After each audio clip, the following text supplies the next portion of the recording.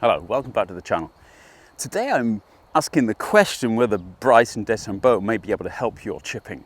If you're somebody who tends to kind of chunk it a lot, catching the ground before you actually hit the ball, then I think this tip is going to be able to help you a great deal.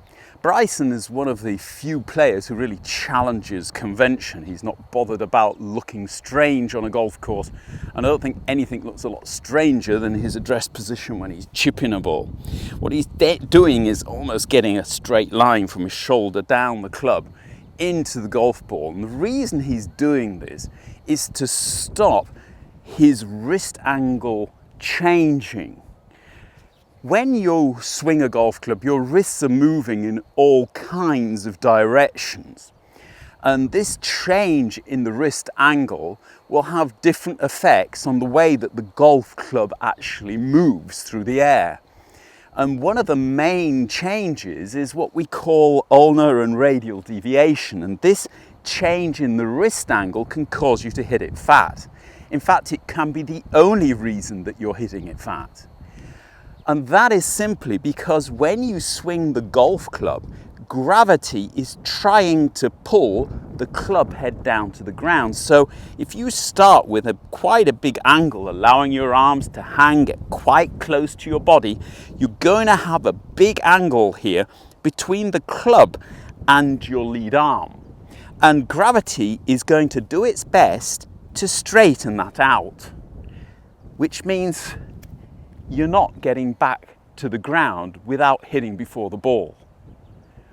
What Bryson has simply done is he's moved his lead wrist into what we call end of range, the point where it simply can't bend down any further, and then taken his address position. Now obviously that means holding the wedge or whatever club he's wanting to chip with a little bit steeper, and also probably gripping down on it somewhat. But because he's doing that, when he swings down, the club can't go any further down because it's already at the end of its range. And that means that he can swing through the ball without any fear that he's going to do anything other than hit the ball.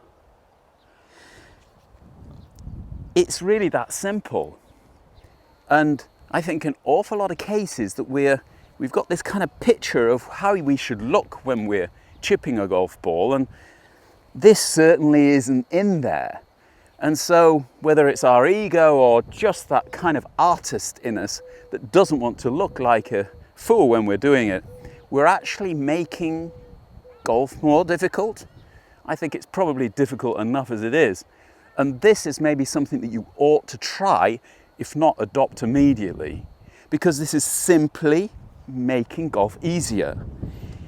Bend your lead wrist down as far as it will go, and then tilt the club up until it fits in your hand.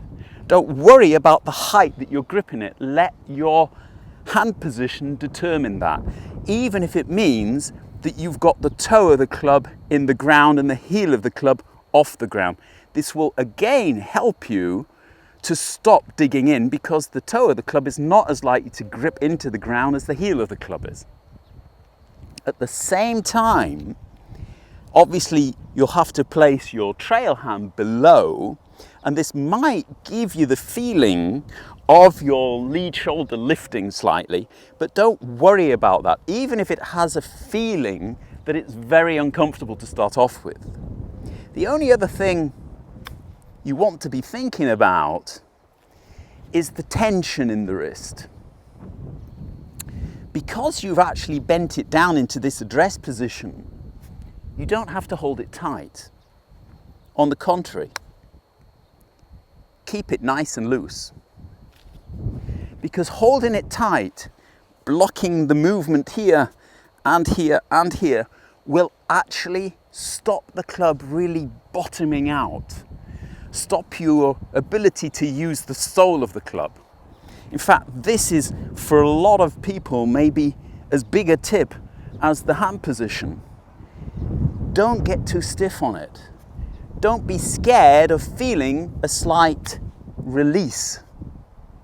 That's perfectly okay and perfectly legitimate when you're chipping. In fact, I'd almost go as far as to say, in all of your shots, you've really got to let the club head catch up with your hands.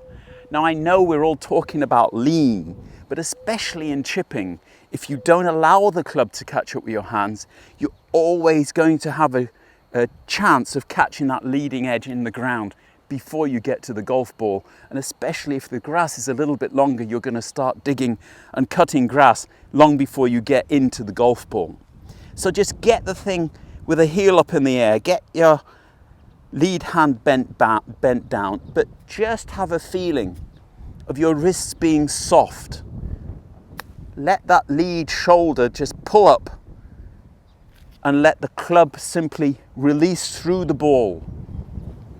That means you're not resisting any kind of massive movement here. Of course, we don't want to be flipping at it, but we're not holding it so tight that we can't feel the head of the club.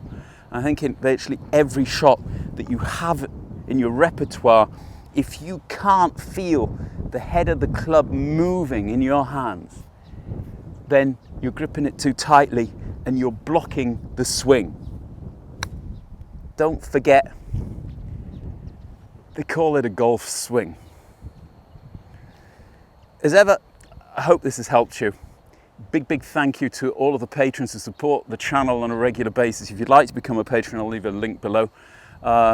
If you would like to just help the channel, you could hit the like button or subscribe to me if you want to hear similar kind of content. I'll be back next Sunday with the next one. Until then, have a great week. Bye-bye.